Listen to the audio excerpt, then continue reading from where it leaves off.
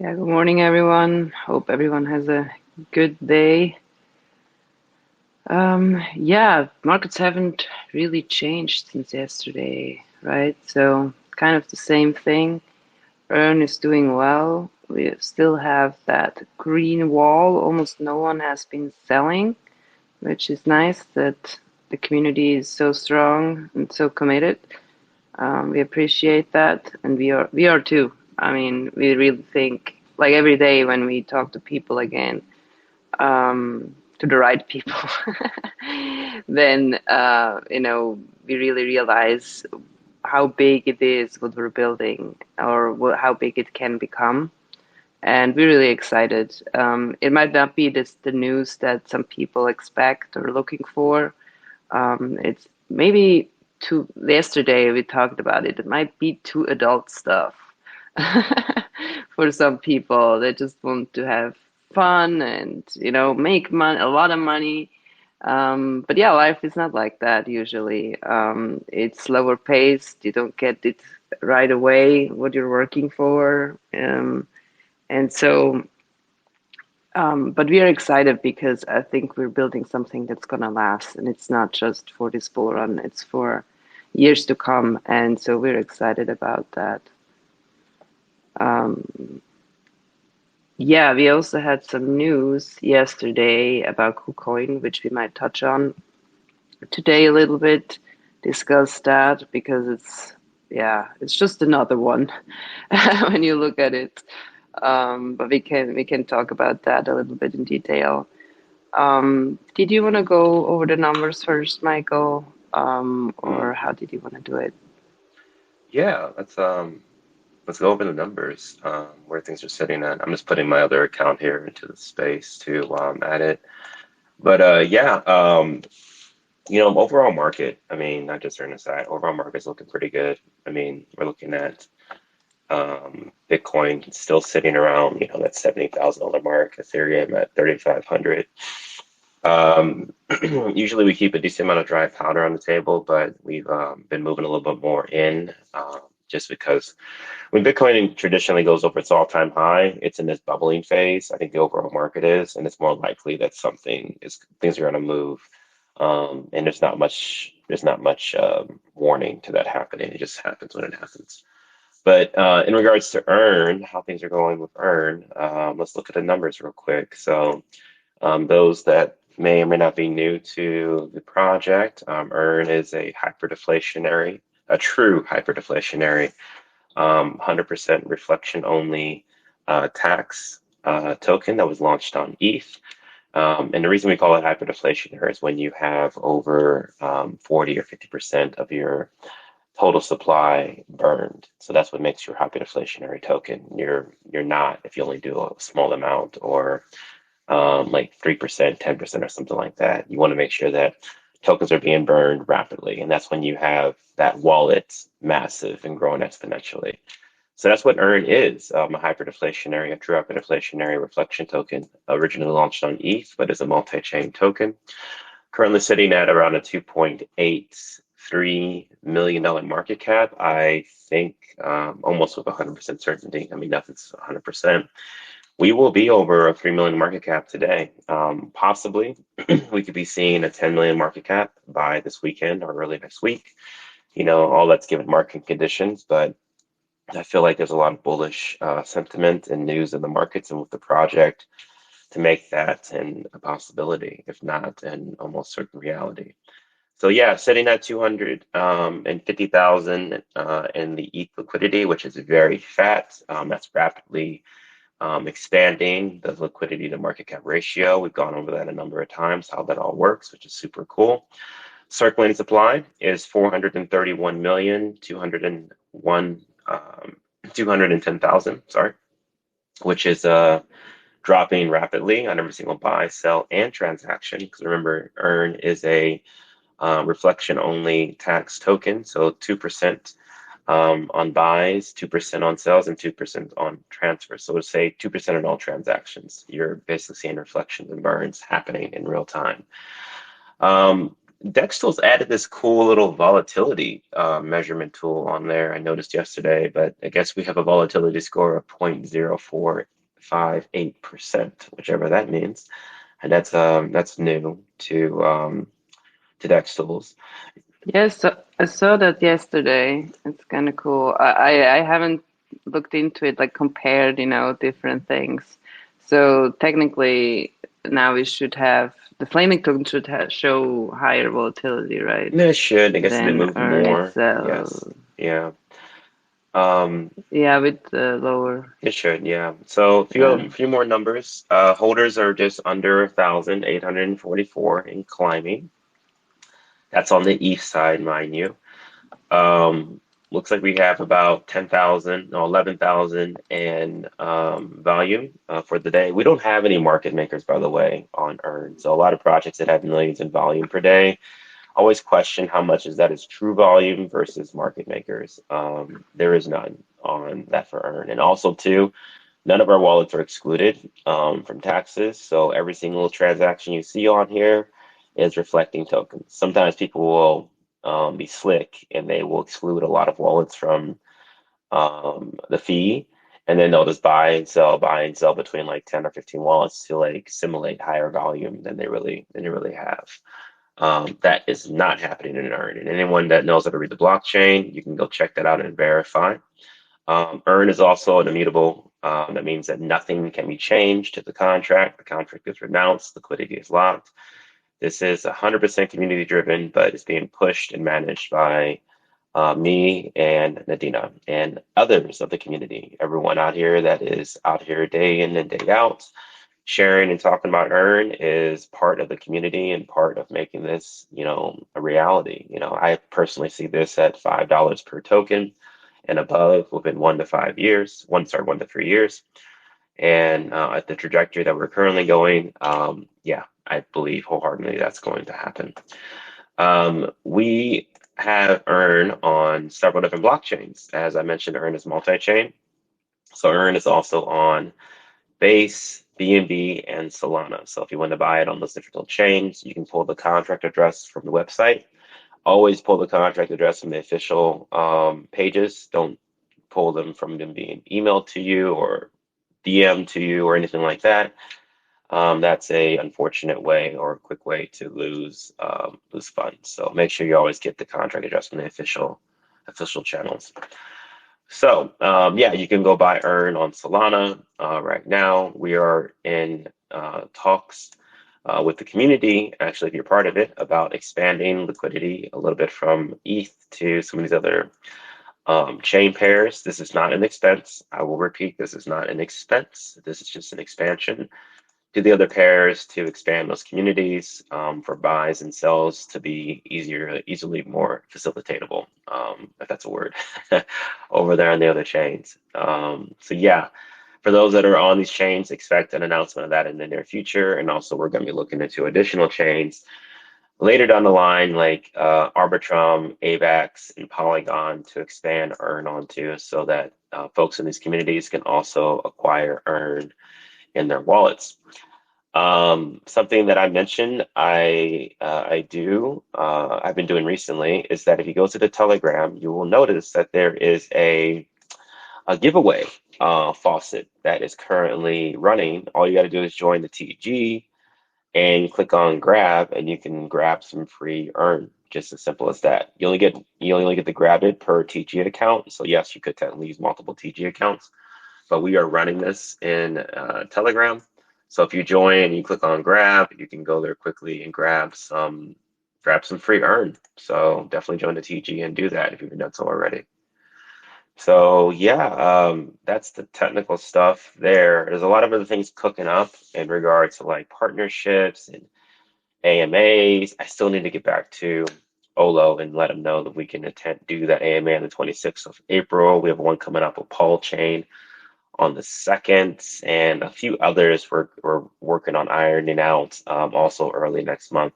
So a lot is in the works. So yeah, you have anything to add to all that, Nadina? I know I've been talking a lot about what we're building, what we're doing, what's happening, but yeah, a lot of stuff is going down. Yeah, and yeah, the partnership with ADA, they're actually going to rename it. We learned yesterday because they are associated with ADA too much, which is a smart move, I think. So they have been working on it since 2017. So that's why they have that name, you know. Um, and so they have been building since then, like the DApp and the partnerships and all that. So this is a legitimate project that is intended to become very big. And they have shown, or especially Olo, who is spearheading the whole thing, he has shown extreme interest in making Earn a substantial part of it. So yeah, we have discussed like, you know, people that will deposit crypto in the bank that will earn. So I think it's 1% at this point, but the more details you can read in the black paper. But he's constantly brainstorming how to add value to Earn. So it won't stop there. So we have been discussing a lot of different things, how we can make Earn even more of an important part of that ecosystem.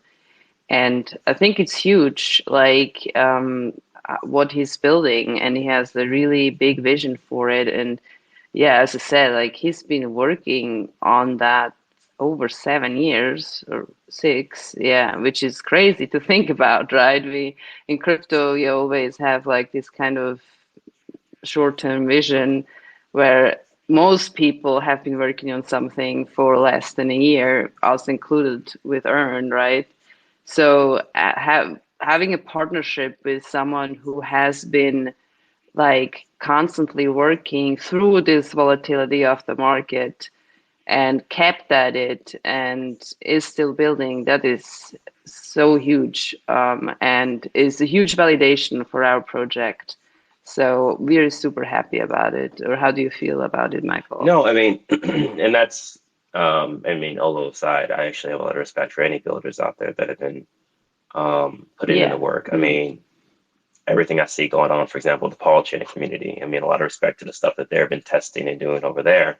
I mean, even someone, there's this pretty much a one-man shop, from what I can tell, with Pepe on Access. I'll keep giving them shout outs because, when I pop into those spaces, I always feel like, damn, man, you're still at it. This is you, but you are putting in the work. And prompts to that. You see these projects that have teams of 10, 20 people, or in it's weird, right? Because you'll see those projects still fail. I've seen projects fail actually that had 5, 10 people with these official titles, but then you see this one guy or there's a couple people that are just being consistent and persistent, and they're building and growing and growing and growing. And you have a lot of respect for that. And like shout out to like creative and stuff like that. I think I saw a buy on his 177, like almost 300 bucks last night. And I was like saying, yes, it's just being persistent, and grinding it out. I mean, there are slow days. There are going to be slow days. It's going to be, like I say, repeated. The bull market is short. The bear market is long as hell. And a lot of people aren't going to make it. It's going to be dark for a lot of people that aren't prepared to sustain that. And a lot of people are just going to check out. They're gonna be like, oh, I made my money and I'm out of this. But, you build in the bear market. You build those relationships. You learn technology. You understand the different ways to evolve your project or bring more utilities to your ecosystem. That's all happening in the bear market. And so, shout out to those that are actually doing that and put it into work. We actually have a partnership program in effect. We're going to be adjusting a few little things on it, mostly just like, for example, some projects, just can't renounce because they need to make some adjustments here and there. So that's going to be more of a review, an exception area for some projects that we're talking with. But lock liquidity or burn liquidity, we're pretty hardcore on that, at the least. So if you all know any projects that are listening that might be interested in partnering with Earn and think they can earn it, definitely reach out to them and say, hey, there's a partnership project with Earn going on. I posted it and pinned it in the chat. The person that takes care of the referral, If it's you, for example, there is a airdrop allocation that goes out only to the NFT flame holders. There is nothing being kicked back to me and Adina. This is just going to go back to everyone that holds a flame NFT. So if you have a flame NFT, you'll get airdrop allocation of that token. Now, if you are the one that handles the connection and they put you down as the referrer, you'll get 10% of that. Simple as that.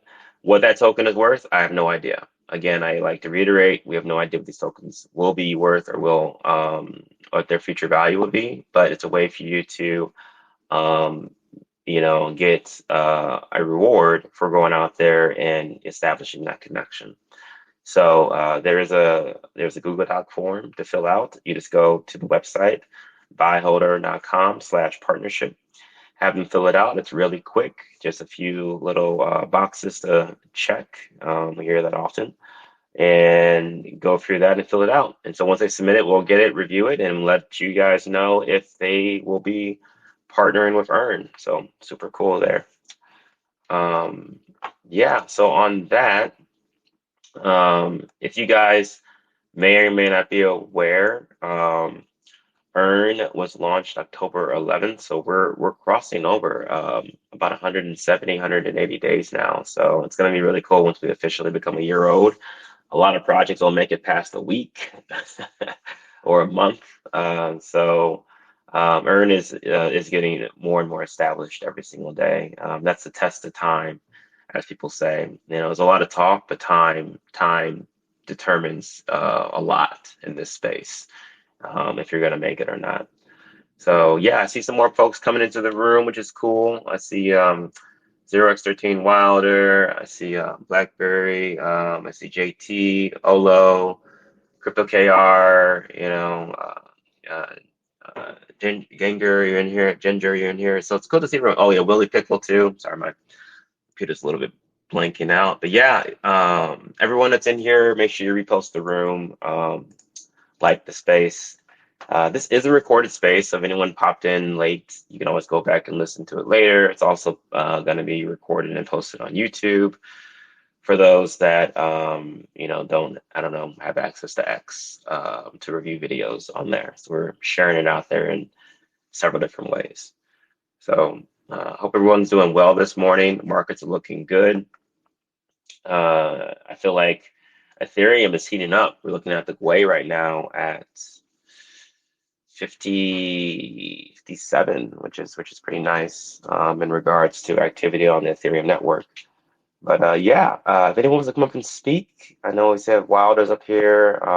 Feel free to request up. I'll bring you up here as I can. But yeah, I hope you guys are doing well this morning. And yeah, we're just talking crypto and the markets and talking about Earn. Good morning. Good morning, everybody below. Morning. How are we doing?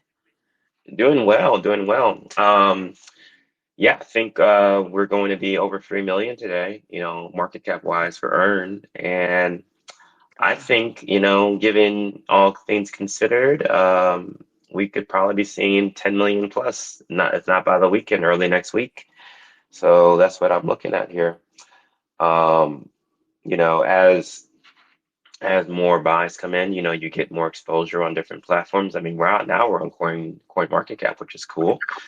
And exposure is going to be good there as it climbs and more people see it happening. So yeah, today's a good day. It is a good day, and it's going to be good times. We're so close to the halving that we are entering like stage 4 of the bull run. So the magic is going to happen. Absolutely. I just got a notification that Base is now supported on Rarible. Oh boy. Yeah. It's going to take off. Oh boy. Yeah. Yeah. See, there's a lot of activity happening over there. And as those that don't know, Earn is on Base. We're just expanding liquidity over there and building it out. We take our time about this because of experiences that we've had with expanding on other chains. We just want to make sure we take our time with this. But you can buy Earn on Base right now. Just make sure you pay attention to price and that market cap, as I always say. And you can buy it on also Solana and and B&B. So a lot of options. Right. And for that, it's very easy. You go to buyholder.com, and there you can see all the charts. So you can take your pick on which chain you would like to trade. I think would be the easiest to get to all the contracts the right way. No, definitely, definitely. Should I So, make a pin and post? oh yeah, we should get a post up here actually Yeah. too. Wow, there is a lot of good ones to put up and put a subber up here. Yeah. That's what A we lot should of good do. ones. Let's do Hmm. everything. All in. Everything's good. Here, I'll do this one. This was from I see yesterday. Daniel in the house. Blackberry. Will Pickle. Hello, Will. Good to see you again. Pickle. Will Pickle. Hey, Jay. What's up, guys? Good morning, What's good up, Jay? afternoon. How's everybody doing Good today? morning. Doing good, JT. How Yeah. you doing, man? Oh man, I'm great. Super great. I'm really bullish for this project. I'm super happy you guys show up every day and you guys are doing these AMAs, getting the information out there, and I see you guys pushing on to different networks, and that's really what it takes, man. You guys are making yourself available everywhere, so that's awesome. Congratulations. Yeah, persistence is a. I don't think people um, give enough credit to people that are just persistent and consistent with building things. I mean, things can run fast, but I go back to saying, yeah, I used to be an ultra marathon runner when I lived in Florida, and you got to learn to pace yourself. You got to learn to pace yourself, and you got to learn to take your time with things and understand the game. And there's a lot of those out there that are running projects, can get it. It's something that's a little bit, you go from like being an investor to running a project. It's different. For those that don't know, Earn has already seen 3 parabolic runs. The first one was the launch. Shortly after, we went from 5K to about 250K, which is pretty dramatic. Then we went from about 50K to kissed around 4 million for a hot second. They went back down about 500K, retraced all the way back down to 200K, right? So, and then we went from 500K to 11.5 million, right? And every single time that happens, there is a change in your community, people in and out. And these cycles become less volatile as time goes on. At least I believe they will. But then Bitcoin tends to surprise us with going from like 69,000 to like 15. But yeah, it's just being consistent and education, letting people know what your long-term outlook is. Of course, nothing's 100% guaranteed, but if you stay consistent, you do the math, you keep at it, there's a higher and higher probability it's going to happen, right? So yeah, and that's why we do things the way we do. Just consistent and just most of the time just tell people the math and tell people what we see happening, and then they can make their own conclusion, which they should, and DCA invest what they're comfortable with. Because even Bitcoin, being at 69,000 last cycle, a lot of people believed 100% it was going to go to 100K. And I think it will at some point, but saying it's going to happen right then, that's dangerous, And some people put in a lot of money believing it was going to happen within a week or a month, and they weren't able to weather it going back down to 15,000, and they got liquidated. Now Bitcoin's already back again where it was, and it's probably going to go to 100K in the next year or so, or even much sooner than that. But it's the timeline and how much you invest and what you're comfortable with is the key to this. If you get liquidated on the way down because you can't handle retracement and you run out of money, then you can't enjoy the ride back up. So that's why you see me posting almost everywhere and saying it repeatedly, just DCA what you are personally comfortable with. And I think that's a good winning strategy, in this game. So, and Or that's, and just hold and DCA earn. slow. Yeah, it's hold and earn. Buy, hold, and earn. All right, buy, hold, and earn.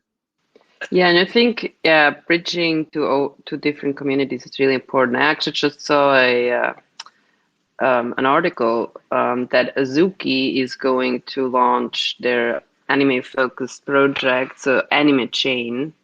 They are going to do that on Arbitrum. So it seems like these big projects now realize like L2s or the destination eventually. And I think it needs these projects to make people move to L2s, because otherwise everyone will stick to L1s. And I think we're just going to see like crazy stuff once people realize, hey, the consumers, they should be on L2s. And then lots of different things. You can do so much more because you're so limited on Ethereum actually through these gas fees. It's so like every project on Ethereum has to do huge leaps to get people in, because you only can get the people that have the capital to pay the gas fees in a bull run, right? Everyone else would just fall off once just there is a little bit more activity. And so I think it's going to be huge if these very known popular projects start to take advantage of the L2s. So yeah, it's going to be interesting to see, like, especially when you see like Azuki, like now announcing to go on Arbitrum, like what's that going to do to the popularity of that particular chain? And I'm sure like, other projects will follow. So that's, I think it's so important to now, when it's unclear which chain will be the popular one or the one for your specific use case, that you have to spread out, and because then you're there when things take off, right? Otherwise you're going to be too late. And so I think it's a good strategy to try to tap into those different communities. We do it kind of slowly because otherwise it's going to be confusing and too thin. So on each of the projects, so we're going to roll out this slowly. But I think it's very important because it is so unclear which chains will eventually be the ones where people are at. So People yeah, I don't. think I've Yeah, people don't get yeah. it. Go ahead. People don't. People don't get it. I mean, what Nadine is talking about is a little technical, but I'm gonna try to simplify it. I talked to a lot of founders and devs in the space that are launching their projects on Ethereum, and it's a numbers game. It's math. You launch on Ethereum, it's beautiful, right? That's where people say you want to launch on Ethereum because it's where the liquidity is, and they're right. The liquidity is on Ethereum, but you got to think of this from an investor's point too. You launch a token on Ethereum, and that token is not already over $1 million or a $5 million market cap, you have a problem. And that problem is gas. Damn gas fee. The gas fee is dynamically changing based on activity on the chain. So if your project is sub 1 million or even sub 10 million, there's going to be times when the GUI gets up into 100, gets up into 200, gets up into 500, where it doesn't make any sense for anyone with $1,000 or less to invest in your project, because they're going to spend several $100s on gas alone.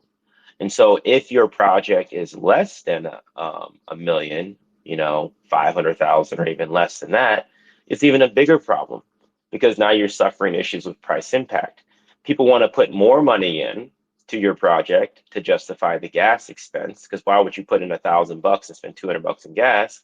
You would want to put in $5,000, right? Or $8,000. But that's not going to happen on your project because the price impact is too high. They're not going to get the tokens because your market cap's not high enough to justify it. So you're stuck. And I've seen a number of projects run into this issue. And what's their solution?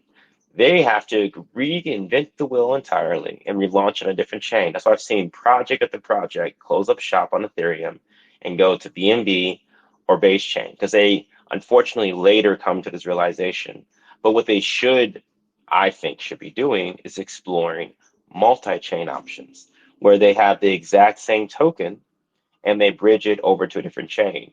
This is the equivalent, and we'll touch on exchanges later in this space, but this is why people go to exchanges as soon as possible, because that makes it so that people can buy their token without paying those insane gas fees if they're on Ethereum. But exchanges, in my opinion, most of them are not worth it, and they farm the hell out of your project. Or they just close up shop, like a number of them have been doing, and all that money you spent on the exchange went to nothing. So there is a lot of thought that has to go into when you run a project: market cap, liquidity, how much money your investors in your project will probably put in. What does the GUI look like? When are you launching it? Because you launch in a bear market, you can skate by for a while because the GUI can be 10, 15. Hell, I think at one point, Nadine, what do we see? Like 7? Not a big deal. But Yeah, it was 100, crazy. 200, Yeah. 500, 1,000? No. No. Yeah. Your project And I pauses. think, yeah, and in regards to that also, I think that so we are thinking because the it's so unclear like where the space is headed. It is so early still. So I think that's also why it's important to not lock your liquidity for 10 years. So we on purpose decided to do it for a few months, 6 months, because that gives you the opportunity to at some point possibly move that liquidity to where the activity is, because it's no good to have a huge ass liquidity pool but then everybody move to a different chain because that's just where people want to be, and it hasn't really shown like which one it will be. It could be AVAX, it could be maybe everyone moves to Solana. I really hope not, but who knows, you know. Um, Maybe. there are some very interesting projects that are completely under the radar, like the Sui chain. There is Tezos. There's still Cardano as well. So who knows? Like it will show over time, and it the space is so fast. It will show within the next few years, probably before the next bull run, um, where that people want to transact. And if then you have your liquidity locked for I don't know how many years, what are you going to do? You're just going to have a dead liquidity pool and you can't leverage that money. So that's why we decided to do this always for 6 months. We can always relock it if nothing changes. There is no harm to that. But it always leaves us the option to either move portions of it to a different chain, which we're contemplating for when it unlocks on Ethereum, so we can give a little bit more liquidity to chains that we see there is a lot of a huge part of the community, which the BNB chain has shown to be a really good decision, and there are lots of people that want to be on that chain, so that we can take some of that money and move it there. Possibly, who knows? I keep saying this, maybe it's never going to happen, but eventually, likely, nobody will really be on Ethereum anymore. Projects will be on other chains that are cheaper. So, if that's going to be the case in, I don't know in how many years, then we can take the liquidity and move it to that particular chain. And I think that's a lot of people don't understand that. I've seen projects like locking their liquidity for 15 years. So, well, this is just probably going to be burned money. You never know, business, like a crypto project is like a business. So they can fail. Your utility might not catch on. You might not have enough users to sustain a project. So now you're going to leave all those funds just in there for what? Like, then you have to pivot. If you had not locked your liquidity, you can take it and you can create something new. Hopefully, you're not going to run away with it if you're an honest individual. But businesses fail. 90% of businesses, or even more, I think. I forget the number, but I think it's like 90 or 95% of startups fail, even if it's not crypto related. So why should the crypto space be different, right? So then you have 100%. to, yeah, you have to find something new, a new use case, invent something or find a niche where your services are appreciated and used. And so you need to be able to be flexible, and that's like the reasoning behind like having the liquidity locked for a few months and then just keep relocking it if nothing changes. I heard the reason I why it is that most people burn their liquidity, and it sounds silly, but it's actually cheaper. It's cheaper to burn it than it is to lock it. And so something to be aware of Yeah. too. It's cheaper to Yeah, burn and than lock. On Solana, I don't think there is actually a different option currently, which is silly, right? But yeah, Yeah, I mean, it's a young chain. Um, but yeah, I but think that it's not ideal if you burn the liquidity or lock it for 20 years. I don't think it's helping anyone. yeah. I Hey, don't think Buddha, how's it going? Ethereum's network is going to be going anywhere. I think it's like a store where it's like you're going to have your demographic of people shopping at different Hmm. stores. You know what I mean? If you Yes. don't have a whole Mm-hmm. lot of money, you're probably not going to be shopping on Ethereum's network. But if you Mm-hmm. do, you likely will, and it's like you said, Yeah. it's the liquidity's there, And I think it's a little unfortunate that we just got this Deacon upgrade right as we're seeing a price, a retrace in the market, and we're not seeing the volume that we had right before that, where it was extreme prices again, on the fees. So we didn't really get a chance to see what that upgrade was going to do. You know what I mean? I hear they're working on something for the layer ones as well, so I'm open Yeah, to so listening. the Duncan upgrade doesn't really do anything to the base fees on L1. It's really the upgrade is primarily for the L2s being cheaper.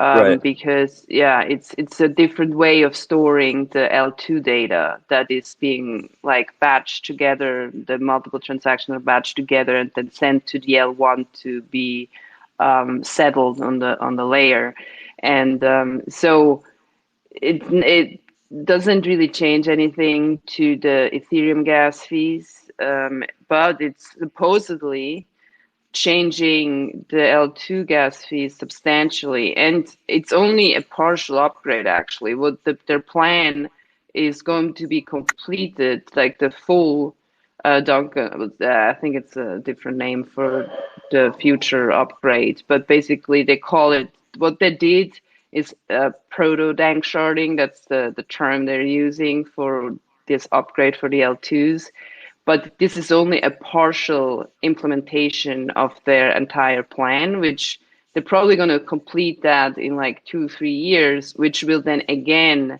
substantially reduce the L2 fees. So even with this partial upgrade, supposedly, I haven't verified that information, but for example, the Arbitrum fees should be only a tenth of what they have been. So if a swap was 30 cents before, it's only like three now. Um, but yeah, you're right. Like there it hasn't just always there hasn't been really enough activity overall, right, to really see the effect on these L2s, and just more people need to move to the L2s, and I agree, Ethereum might stick around as for some like particular use cases where you just want to be on L1 and the money that is flowing is substantial, so you don't care about a few $100 in gas fees or even 1,000. Um, but then also as a project, you have to really analyze which chain fits your purposes and which chain has the community that you are looking for, right? Absolutely. What's up, Buddha? How you doing, man? Oh, I'm chilling, guys. I'm actually just wanted to jump in here just because you're talking about something that I feel like I could chime in on a little bit. You guys were talking about like considering multi-chain for projects instead of just abandoning one and going to the other, and then you kind of tied into the liquidity locked and everything. So funny enough, I agree with you guys to some degree. But I think it just depends on like who you are. I think like a project like yours makes more sense to like have like a time block on your liquidity, whereas like meme coins, I think fundamentally should probably like lock their liquidity. But just to kind of call out something that Ern was saying, specifically, um, it's a tricky decision with locked liquidity because, as you said, it could be pretty hard to migrate the liquidity and get expensive. Like, for example, if you want to put liquidity on base chain, you have to match the liquidity with the tokens one to one, pretty much. So, like, if you want to put $100,000 in tokens, you have to now put $100,000 in ETH as well. So, like, while like I agree with you to some extent, I think it depends. It's like a situation where you have to kind of assess it project to project. And for meme coins, I think like they have a little bit more grace period where they can get away with a smaller injection of liquidity and it'll still convert into something more valuable for them long term because it's typically like a hype machine anyways. Um, but I definitely think that that's going to be an interesting thing. And then the final thing I wanted to touch up on This space was downloaded via spacesdown.com. Visit to download your spaces today. was like the proto dank sharding. Just in case anyone doesn't really know, like the everyday person's example of this. If you've ever played video games and you've been in an MMO, I don't know if you guys like ever done this, but like if you play in an instance, you'll see like X amount of people walking around you. It's never going to be all the people. It's always going to be a fraction of it. And proto dank sharding essentially creates these little bubbles to help mitigate like the amount of congestion. But at the same time, kind of how Nadina was saying, it's like not necessarily fully implemented right now, and it hasn't really converted. And in addition to that, we can't really assess the success of it because Ethereum isn't that congested right now. Everyone's kind of on Solana, everyone's on Base. So like the real world like translation of how this Duncan upgrade has affected us is only kind of feeling good right now because there isn't that much activity compared to what it typically is on a really heavy cycle. So as she said, like I'm very curious to see in like 3-4 months how that integration actually will translate into the gas fees and if it's going to continue mitigating it a little bit or if it's just basically a vanity.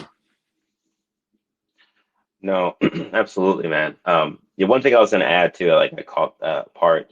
In general, yes, you do need to add a one-to-one when you do add your liquidity to a different chain. But with V3 and soon, hopefully, we'll see how it's all fully set up with V4. You can do concentrated liquidity, single-sided. So you technically could just move tokens over and then set it at a certain price, and the tokens could just be purchased up from that price level. So you don't need to do. So if you did 100,000 in tokens, you don't technically need 100,000 in ETH. You can do like, $100 and $100 in ETH and 100,000 in tokens, and then it goes up from there. At least on the V3 pool. On V2, that's not the case, but on V3 you can do that. So you can start a price and go up. It's also interesting for like launching tokens too. Some people wonder why people launch tokens on V3. It's because they don't have to supply ETH. You can just basically do single-sided liquidity, and you can start your floor at the very bottom. And in general, you don't go down; you only go up. So that's why some people launch tokens on V3 versus V2 because you don't need to put a lot of ETH, if anything, in when you do it that way.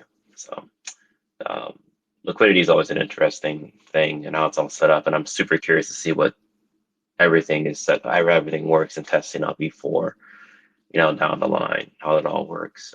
Some videos out there, but man, it's a little bit over my head. I think that Dana, you got to watch it and figure out what these guys are saying. Because I'm like, I'm not catching this. I'm a visual guy. I need to see how this actually works and then play with it. But yeah, it's gonna be cool. Yeah, but thanks, man, for bringing that up. And I heard Buddha just recently. You guys are on Solana right now, right? You guys bridged over. Did you use a portal or wormhole or something like that to go over there?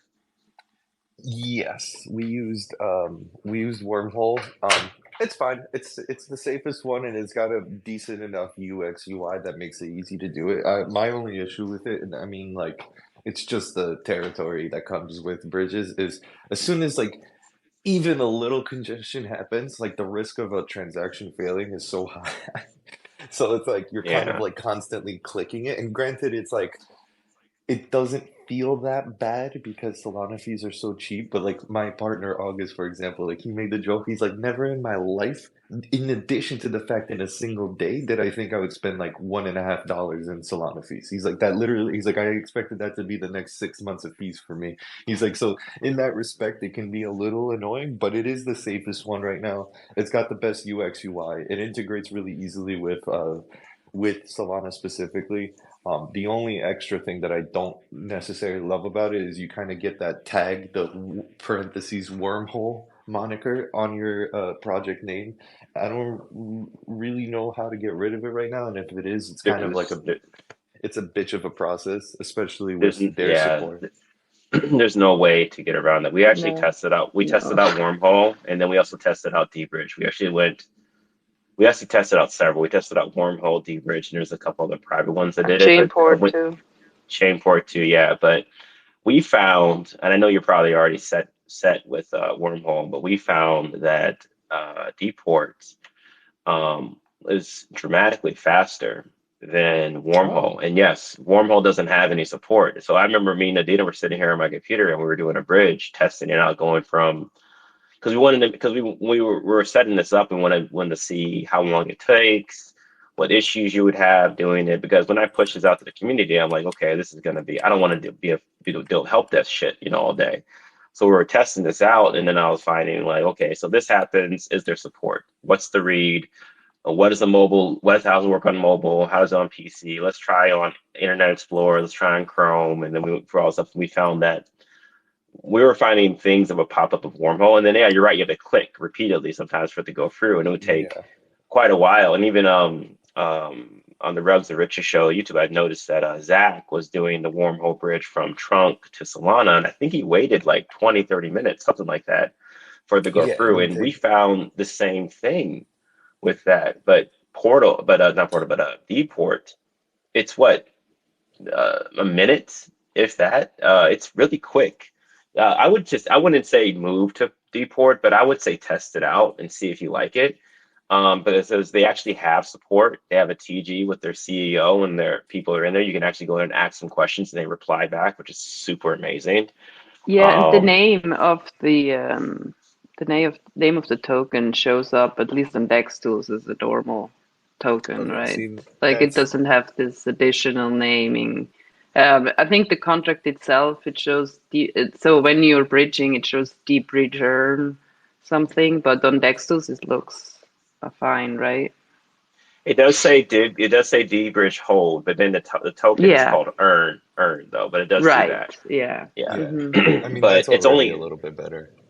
yeah, I like that. And so I would test it. I mean, take some Buddha and then test it out. I mean, worst case scenario, you just bridge it back. But I would give it a shot and see if you like it. If you find that it's a hell of a lot faster and you like the support, maybe it might be a thing that helps out the community because it's time, right? Like if people are spending time and they're having to re-click, then that's taking time away from admins to constantly like go back and forth. And that was our thing. I didn't want to like because I did IT help desk back in my early days when I was working up to be working on Hmm. my IT career. I mean, dude, man, it's like you want to like eliminate as many issues as Yeah, possible exactly. That's exactly online. our thinking. Like Bulbasaur Donovan is the one that kind of handled it and knows his logic as well. But I'm gonna mention to him Deport, and we'll see what's good with that one. Actually, it's great that we're talking about this because Millie was just asking about all this stuff to me in DMs. Cool, man. Yeah, we like it. I mean, it's been a couple other projects that have done it that we know, and we did some extensive back and forth checking. And also, too, Dport has support for other. I mean, just like Wormhole has support for other chains, so does Dport. I mean, we did our Dport with BNB. We also did it with Base. We're going to be doing it with Arbitrum, AVAX, Polygon, and it's a slick interface. And they also have something called DSwap. I'm promoting the hell out of this fucking platform right now. We also have DSwap, where you can just like cross-chain swap between different chains. If you have base chain, you have base, you want some base ETH, but you don't want to go and get it a different way. You can do it that way, so that's pretty cool to do it. But yeah, we like it, how it functions and it works with us. I mean, we wanted to utilize Chainport initially, but they don't have support, unfortunately, for tax tokens. And at one point, I think I accidentally like tried it before checking support because I read their technical documents, and nowhere in there did it say that they didn't support tax tokens. So I just like jumped the gun like an idiot and tried it with like a million earn. Given this is when earn was like in like a hundreds of like only like 100,000 market cap, and it got locked in their I guess in their portal, so it couldn't go through. And it was stuck there for like 2 months. And so I'm like looking at a million earn tokens just sitting there parked indefinitely. So it took them a while to get it out, but they did. But heads up, they don't support tax tokens at this time. But if your contract's renounced, you can just exclude their I can't think of the name of it actually. Their vault. Either exclude their vault wallet from taxes and then it should go through. should is the thing. Always Yeah, test that stuff. I think Wormhole doesn't support taxes as well. I think if we're the pool that oh no, Radium specifically doesn't support taxing. So when we set up Yeah, the yeah. pool on Solana side, we had to just give up the 1% in that respect. So Mm. technically speaking, it's tax free on Solana. There's not really anything we could do about that. No, yeah, and it's like that with all the ports. So when you do that from any chain, unless you're using something with Chainlink, it's going to take the token and make it into a proxy contract, basically a simple token. And we wanted that because we wanted it. We have our tax structure on ETH, but we wanted the token on the other chains to be a transactable zero Yeah. tax low fee currency essentially. And that's like kind of the logic we had too. So it's like we're fine with it. It's just I know that that's one thing that doesn't translate as well if anyone's like considering bridging. Like, and if you're like a tax based project, then you're not really going to get that on other chains when you do these routes specifically. Which is You probably why some people just bail on a project and try and relaunch it somewhere else. Well, you won't get the tax structure, but if you want it over there, I mean, you could just create a liquidity pool and you could put it on B3 and you can go up to 1% on the other chain. I mean, you can't do that on Radium. I don't think they Yeah, have anything like that. honestly, I'm pretty comfortable with keeping it how it is, just because like the whole point of why we went to Solana was to make it easy to get, and so like I feel like it becomes kind of antithetical to like force people into that. It's just, and then I feel like the transactions are large enough, kind of how you were saying on Ethereum, because you have to spend typically like Hmm. $1,000 to justify the gas. It's usually a larger bill of transactions happening on that side anyways. So better that the tax goes there than on the $1 purchase. You know what I mean? Absolutely. Yeah. That's the whole game, right? I tell them like if you're on Ethereum and Ethereum only, what happens when the UEE prices? What happens when the GWei goes up to 100 or 200? No one's buying your token because if they don't have thousands of dollars, what's the point, to do that? They want to put $10 in, $100 in. They're not going to do that on an Ethereum only based token. They're going to, and that's why it's so important to have either an exchange listing, which is can be a problem in itself, especially the title is what happened with KuCoin, or you need to have multi-chain options. One thing as an admin, because just want to mention, I noticed you guys are. I know we're talking about Buddha right now, but I think your project is cool. You guys are in CoinMarketCap and CoinGecko. Have you guys requested them to add your Solana contract to the platform? Yes. So it right now the chart and like the market cap aggregates both, but it still doesn't list Buddha stole on the listing. Like if you go down to the bottom, you see Uniswap and Hmm. Coinstar, for example, it doesn't yet show the Solana one. Yeah, I'm it's a request. It takes a minute. You gotta special request it So as I for the understand, I think we did do it. It's just we're waiting on it to kind of finalize. Because I cool, think you cool. have to wait till after, and then you can do it. Awesome. Yeah, they do. I think it's a request to on CoinGecko, which is cool though. Once it's there, we had to do the same thing with like our BNB contract and our Solana contract for Earn. But once it's there, it'll pull the information from there, and then they'll see the price on like their Trust Wallet and the MetaMask for those different Yeah. contracts, which is really cool. Yeah, that's what I'm Um, hoping for. I just want people to be able to understand everything, like the full value of it. yeah. No, awesome, man. Well, it's cool you guys went that route. I mean that's what I've been talking to some other projects about too, man. You got to explore, ways to making your token more accessible to I everyone. mean, I mean, you put it perfectly one time on one of our spaces. It's like the same logic as applying to a centralized exchange, except now you don't have an administration controlling you and setting KPIs on you. yeah, basically Like, like, restricting you, say pay these fees or we're gonna delist you. And actually we got sued by the federal government. We're actually going away anyway. Sorry.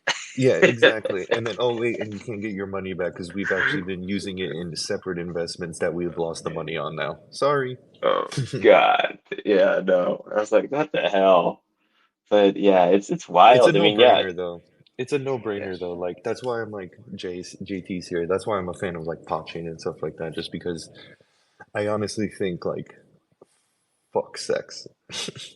Yeah, no, I feel the same way about that. I know communities will say, "Oh, let's go towards an decentralized exchange right now." I'm like, you don't get how expensive it is. You don't get what the issues could be. You don't get that if they go belly up, they're not giving you a refund. They ain't Since giving you you that have money back. KuCoin, since you have KuCoin tagged, I want to just Yeah, quickly say KuCoin is a $500,000. yeah, it is. Yeah, yeah. Quarter million And USDT and quarter million tokens, easy. And then they short the shit and out of your token with the yeah, and futures. then That's fun. 250 has to be a permanent security deposit that you can never withdraw, or unless Yeah, they delist you. yeah, yeah. I mean, that's the game most of them play. Like, and I tell people in the community, like, yes, Bitmart, L Bank, they're going to cost between 50 and 100 grand, and that's going to be half in the USDT and half tokens. That's an actual expense. And it's like, but what we could do, we could just expand our liquidity to different chains and do the same exact, basically the same thing, essentially, And keep the money in house. and keep the money. We're not spending anything. Yeah, and I don't think people even know too. Like I've seen some nightmare stories of like Gate.io, where like when you get listed on there, you have to pay these market makers to maintain a certain amount of volume Oh yeah, because and that's how they then make money. They're don't farming you. ever, and then on top of that, never ever ever let the exchange do your market making, because you're gonna Yeah, literally run out of money every single fucking month, and they're gonna yeah, be like, I don't know what happened. yeah. Your market maker account's running low. Where'd the money go? I've heard that before. Yep. I'm like, God, it's like, yeah, for other projects, like just try to, yeah, if you can, exchanges are at some point nice if they list you for free, if they just do it on their own. But when you pay to get on there, it's a dangerous game. You'll be bled out, especially if like your volume slows down at some point. And I've seen it kill a lot of projects. I've seen projects go to MEXC, to Bitmart, to L Bank, and have everything and be like pretty legit, projects, and they're gone. They're just no longer here. 100K market cap, nothing. It's just messed There's up. no And free they're lunch out here. There's nobody offering free lunch. If they want to list you, it's because you guys as a project are doing well enough and they see money that they're missing out on. You know what I mean? There's no room for free lunch out here. they're all they're all out for getting for themselves. yeah, absolutely. Yeah, they see, oh, there's volume there, or there's users, there's a community. We want that. That's what they want. They're not doing it, yeah, doing it because they're your friend or anything. They're doing it because they want that money. And They either they need to want it that report way or they want you to every pay for it. they need to report every month the amount of inflow they have, and if it doesn't hit certain metrics, they don't get funding. Plain and simple. Yeah, yeah, exchanges are wild. Um, yeah, I would look into always trying to keep as when you're in a project in your early days, do everything you can to keep everything DeFi. Look at there's so many decentralized exchanges out there. I mean, QuickSwap, Uniswap, PancakeSwap, SushiSwap, ShibSwap. There's so many, and they have all these cool little features, and and especially the newer ones that are up and coming, you can probably work out some cool little deals, especially if they're building out their ecosystem where you can have your own little farm or your staking pool or, get some promotions. You try pulling that shit with an established exchange, it costs you out the ass to do something there, but yeah, that's why I tell people like stop skipping those steps and start looking at different DEXs you can get listed on that are building up. They want TVL. They want TVL there, and that's your money and that they want on there so you can utilize their service. And it's not going to cost you really anything. It's just expanding to their DEXs. And it's a good relationship to have to grow out your community. It's the way to go. I mean, people want to, skip steps and go straight to an exchange. I'm like, you're bypassing all the things you should have done first to expand out there. And I think a lot of people don't get it because maybe they haven't ran a project before and then they think, exchange should be first and they don't know the expense of that. And then, yeah, then they're gone later. That's just how it goes. But The way I see it is What DeFi it is is, first player's advantage, and you need to set up all the barriers of success for the first player's advantage, and then you could put people on an exchange. Because typically speaking, like exchange traders are basically the retail equivalent for the cryptosphere. They only do things by the quote unquote books. And sure. usually, No, whenever you do things by the books, you're late. You don't get to do the first player advantage kind of mentality. No coin going on an exchange is early. You're late, plain and simple. no. Yeah, 100%, man. Yeah. What's up, crypto, Millie? How you doing, man? Doing good, good. How you doing today? I got me a little bag of J5. How's that going? Hey man, you already know I appreciate everybody out here, man. It's a grind, man. I'm just listening to you guys on the whole exchange thing, man. It's you preaching today, brother. You preaching today, man. It's good to be around you guys though, because your experience shows, and I'm always able to learn something from you guys. But yeah, man, just having a new project and like you said, thinking that this exchange is the way to go. Whoo! You was touching on some points there, man, and like Buddha said, it's expensive, right? Especially if you got those guys doing your market making. So, you know what I mean. I always try to live through my personal experience, and anybody that is out there that has aspirations to become a creator one day, these guys is absolutely correct about everything that they're touching on with these centralized exchanges. And yeah, it's a lot of cool DEXs out here, man. So definitely tap in with DEXs. And if you do get wrapped up into a CEX, understand what you're getting into. That's all I'm gonna say. Just understand what you're getting into. Yeah, there's a lot of cool dexes. I gotta check out more. I mean, I don't know all the different liquidity pool options on Trader Joe, which is super cool. But yeah, Trader Joe, Uniswap right now has support for AVAX and ARB and a bunch of different chains. I mean, Base is on there, and then these are the top ones. I mean, I haven't even looked into what Chronos where it's all at, and Jesus Christ, one day I'm gonna tap into Pulse Chain and see what's going on over there. But that's just I don't know. What do you think, Nadina? Should we explore Pulse Chain at some point, or we just like just keep that down the You list? know, you know the answer to that. I hear about it. Just everything about Paul Shane makes my skin crawl. But It's who a big knows? Maybe community. They're a someone is big going to I community. still convince have me the otherwise. same with Wait, that. Nadina, Oh, you mean you don't like VC backed crypto? I'm with Medina on Uh, that one. Oh my God, Pulse Chain. Ooh, ooh. Oh, come on. It's a big I community. no, I feel so confused well, about it but the too. type of community too, like the people yes, in that community, they're yes, so rude. Like they're so rude. They're Yeah. on par with Bitcoin maxis. yes. Like when you listen to these people, look what they're actually putting out there on tweets. Jesus, like people, have you not any manners? You don't have to like use words and like oh God, like I wonder if When it's because they've somebody really. been says attacked Pulse so Chain, much. Yeah. I just see B Roots holding that teddy bear, and I'm just like, no, no. I honestly, I unfollowed him. I couldn't take it anymore. Like reading all this Paul's shill stuff. I was like, oh God, I need to take a break. Yeah. It was a little From a bit user awkward when he. standpoint, Pulse Chain is fast, cheap. You Yeah. know what I mean? I think that I hear what you're saying about the VC back with the whole sacrifice wallet and shit. And yeah, I totally understand. I don't. One thing I don't like doing in this space is putting my trust or having to put my trust in any singular person or a group of people. You know what I mean? So I do vibe with that. As far as their product and what they're doing, they're fast. They're cheap. Yeah, but so my understanding is that they're essentially a copy of Ethereum, right, with very low gas fees. So there is zero. So I haven't found any documentation about how their blockchain works. And what I've heard is they're essentially a copy of Ethereum. So that it's fast is likely just because it's not that much activity like Ethereum. Like, if you probably would have that many transactions would slow down too, because I don't think they've done anything, in the infrastructure that would like alleviate that problem if they actually would become like a full-blown, very acknowledged and heavily used blockchain.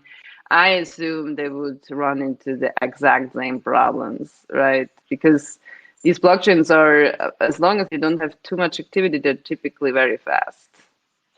I've always been looking for a bridge that supports it. I know they have their own bridge, but they're not on Chainport. They're not on Wormhole. They're not on Dport.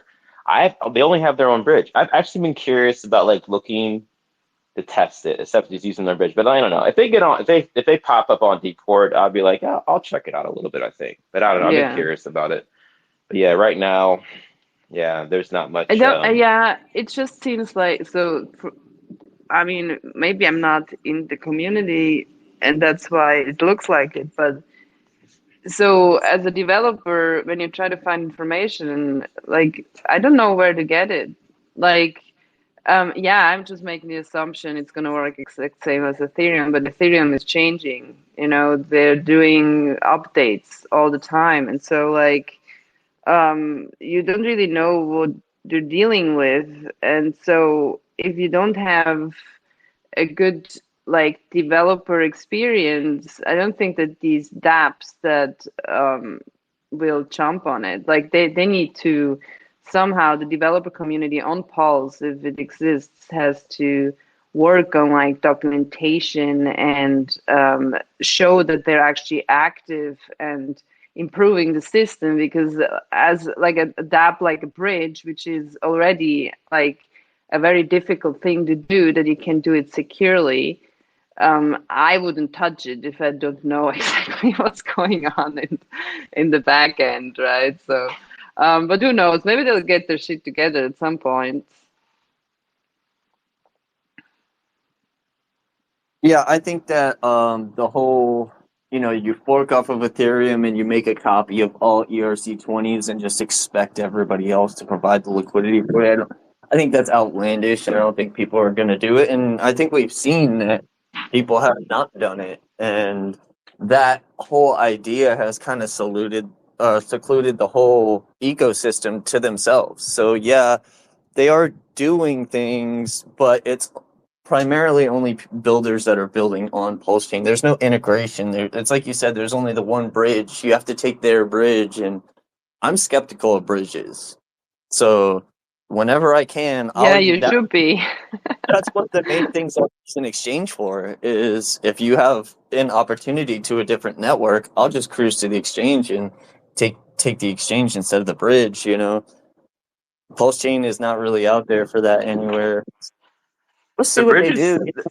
yeah, the bridges have had their nightmare situations because a lot of them, they have, I don't know why, but they accept bridging with mintable tokens, and There's no way around it. There's just no way around it. But I mean, we'll see. So, I mean, Chainlink has now the infrastructure in place to pretty much make any bridge obsolete, and they're super secure. But I think it requires you to design your token such that you can bridge or make it multi-chain, Yeah. which is very cool. I'm But like I a think it just Chainlink. takes I'm a time. Chainlink maxi Yeah, personally. I love it. But you're right. it's so cool what they're doing. Yeah, It's definitely a huge technical lift. But it is technically like the correct way to bridge, like quote unquote. exactly. Yeah. Yeah.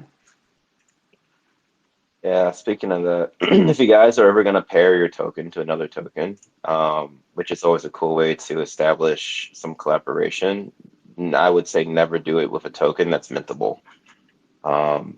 Never pair your token to a token that has a mintable feature in their contract. That could play out badly, unfortunately.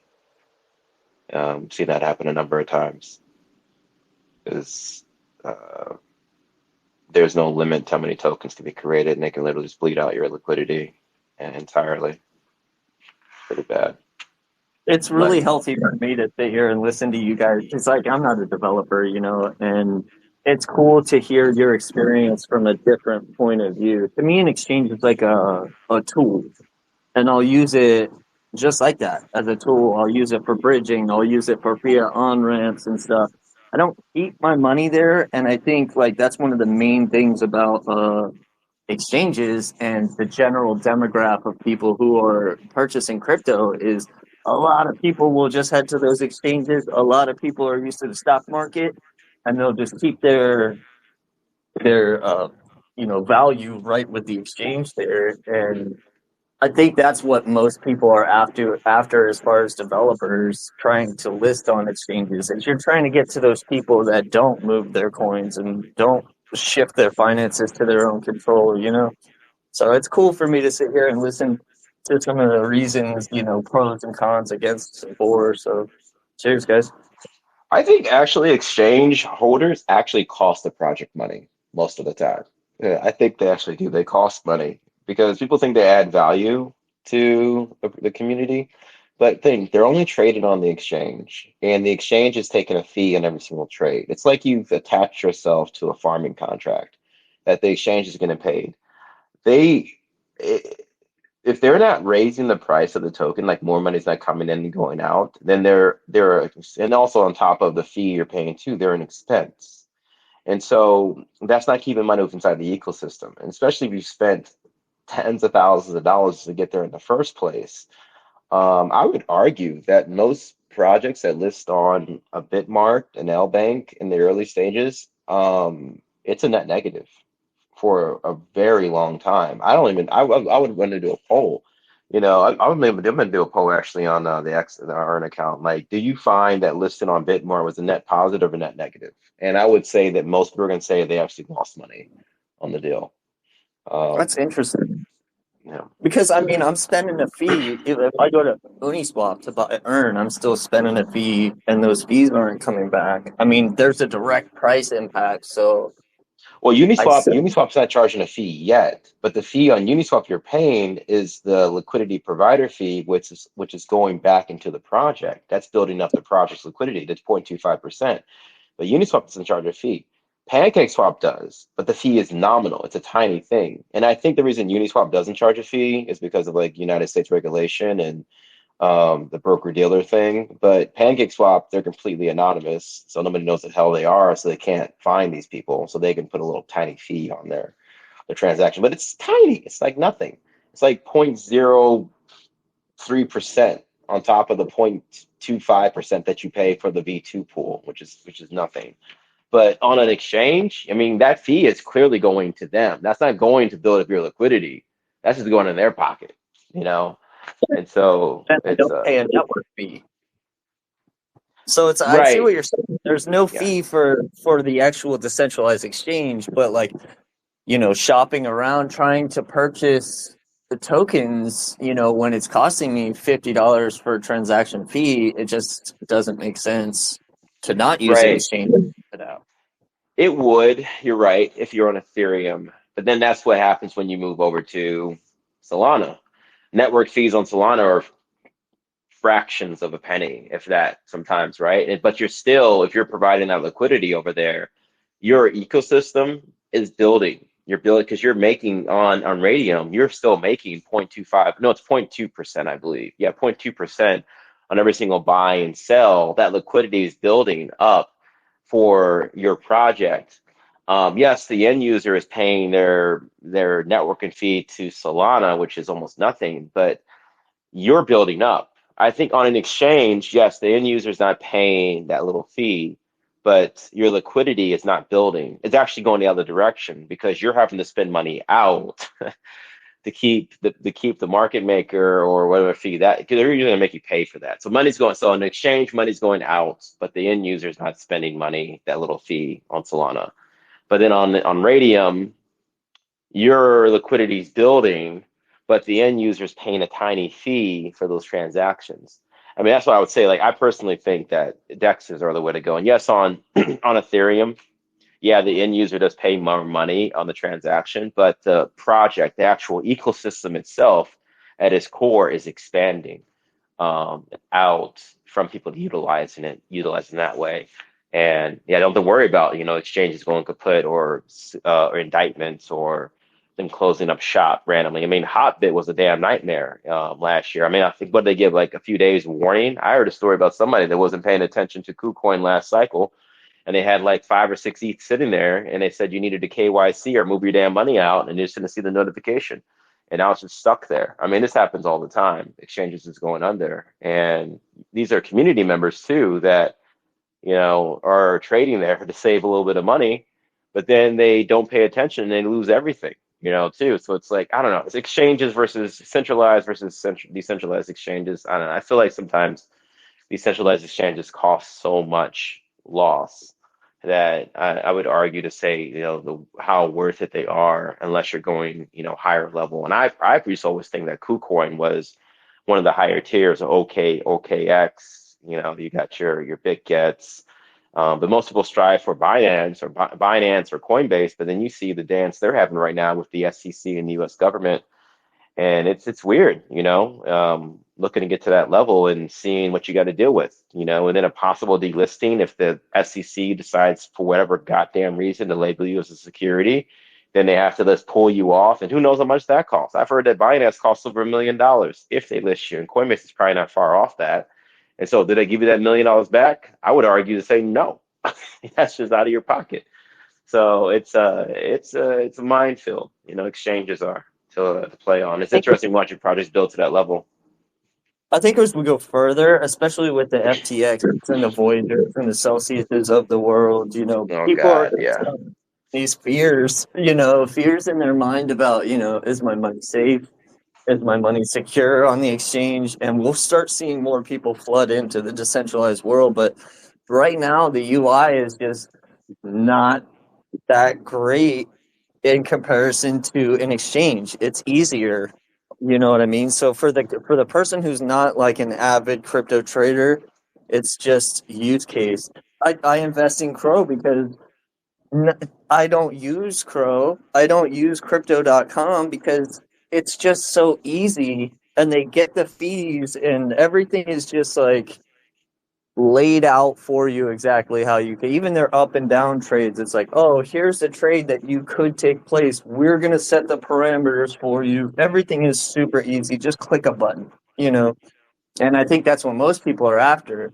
And once it becomes the UE becomes better in the decentralized world where you can just like, oh, look at how easy it is. Boop, boop, boop, couple button presses and here I earn, Yeah, I think that's the biggest thing. I mean, we actually have Flues, which is actually a way to purchase Earn directly off of our website. We have it integrated, and we've gone through and tested it out. I mean, you do have to go through a KYC process to purchase even $100 worth of Earn, and that's the whole thing, right? People are more attracted to exchanges that are press a button and you can buy. That's what they want to do, and that's why. I think KuCoin is right now, being indicted and they're looking at prison time for, as they labeled, running a multi-billion-dollar scheme, because they allowed so many people for the longest time not to KYC, that money was able to flow in and on there. And that's what it is. People want things easy. When you have the KYC, you have to take that photo of your face and your driver's license or your passport and wait for approval. That's not easy. And then then people look for the easiest things to do, and it's wild, right? You list on an exchange that has KYC versus list on an exchange that doesn't have KYC. I would say that your community would flock more to the exchanges that don't have KYC requirements. And the second that they do have KYC requirements, you're going to see the activity of people moving their tokens to the exchange drop down dramatically. And then you're like, why the hell did I spend $50,000 for this exchange or 100 grand for an exchange that my community is not even utilizing? And they're like, oh, I get it. They don't want a KYC, so they're not going there. And so the people that are already on there are just going to stay on there. So your community is not going to go there because they're all DeFi. They don't want to say who they are. I mean, how many people in your community are like, hey, my name is Bob. This is my full information, that are already in your community. So you wonder, listing there, how much is your community building up? Are they going to branch out to DeFi? Are they going to connect together? Are they going to stay there on the exchange and trade? I think the numbers are pretty small, in regards to that. But it's interesting to think about exchanges versus centralized versus decentralized exchanges and what it actually does, if it does anything at all help mid-level projects. I'm talking like under $100 million market cap. What is it doing, overall for your community? Or you're talking like $1 billion market cap projects, but then at that point they list you for free anyway. You're not spending money. They just want you because they see you making money. But I think projects, in my opinion, I think they do better off utilizing any funds they have to expand organically to decentralized exchanges, building those connections. There's a lot of cool builders out there. A lot of people building cool shit, different chains, different decentralized exchanges and branch out that way to the point that your community is so goddamn big that your transaction volume is building up to the point where they start listing you for free. That's my take on it, how I think it should go. Otherwise, you run too fast, try to pay for these listings, and you run out of money before you know it. And that's the story of you. Anyway, my little rants on that decentralized versus centralized exchanges. I think they are. So yeah, we're coming up on about an hour ish in the space. We usually keep these recorded, and like I said, they're for people to listen to later. Folks are welcome to come up and talk about their projects too and what's being built out there. I see a lot of cool familiar faces here. I do like Millie, Buddha, Jay. It's cool you guys came up and talked, and you're always welcome up here too. For those projects, check out our partnership program. We want to collaborate with different projects, kind of having like a cross promote program going on. So we will invite you up to our spaces. You can talk to our community about your project. We will promote it for you, and we expect kind of the same thing from your community, but that will help, we believe, so we can all grow together, because obviously lots of people, they invest in different things. There's no reason why we should keep to ourselves. And it will benefit both projects if they can expand their communities. Check that out if you haven't yet. We would love to collaborate. I was going to add something too. There people look at it and say it's a fee. It's not really a fee. It's just more like a token airdrop. We don't get paid anything for doing these. I mean, we have a system. If you look at the form, all it says is that, and we're going to adjust it to like, I know some communities that are legit or they're docs, they don't renounce ownership. But we would prefer that at least your liquidity is locked or burn. Either's fine, just for like safety. But what we do is that we have two options. You can, we like an airdrop to happen with your token. And this also builds up your holders. And you might have been planned on doing this anyway with other communities, but it's just better if you do it with a community that knows it's going to happen so that people can look at your token. So you just airdrop, you'll allocate either half an ETH worth of tokens, whichever is cheaper, or 0.5%. So if 0.5% is like $500 and you don't want to allocate half an ETH worth, you can go the other route. And that's just to be sent out to our Flame NFT holders, which could be you technically if you hold a Flame NFT. So you're technically airdropping yourself if you have a Flame NFT, which is cool. And so then that just goes out, and those add holders, exposure. We'll do a post about it, stuff like that. And we'll do like a little AMA space with you guys to talk about what you guys are building too. And this is the start of it. We have one that we have set up. A few others have already applied to do it. And this is going to be we keep building and expanding, in the space. So yeah, if you haven't checked it out, give it a look. It's just Earn partnership program. It's pretty easy. Just fill it out. If you don't want to do an AMA with us, that's cool too. If you do, that's cool. If you just want to do the airdrop and have the post announcement so people know you're sending your tokens out, maybe it's a way for you to get a lot more holders. That's also cool, because that's the whole thing, right? I've sent out a ton of earned tokens. I mean, I do it almost every single day. But it's annoying if you send out those tokens and no one knows about it, because then they look at it as a damn dusted attack or something. You're just wasting money, So this is a way to get those tokens out there and actually get eyeballs. I'm like, hey, look at this. This is a cool project. Check it out. Stuff like that. So it's cool. Yep. Yeah, thanks everybody for tuning in today. Yeah, I was going to say thanks for holding this space, and thanks for being here, answering questions and providing your insight. I got to take off for now, but I'll definitely be keeping an eye out for you and tune in when I can. Awesome. Cool, man. Thanks for being here. Yeah.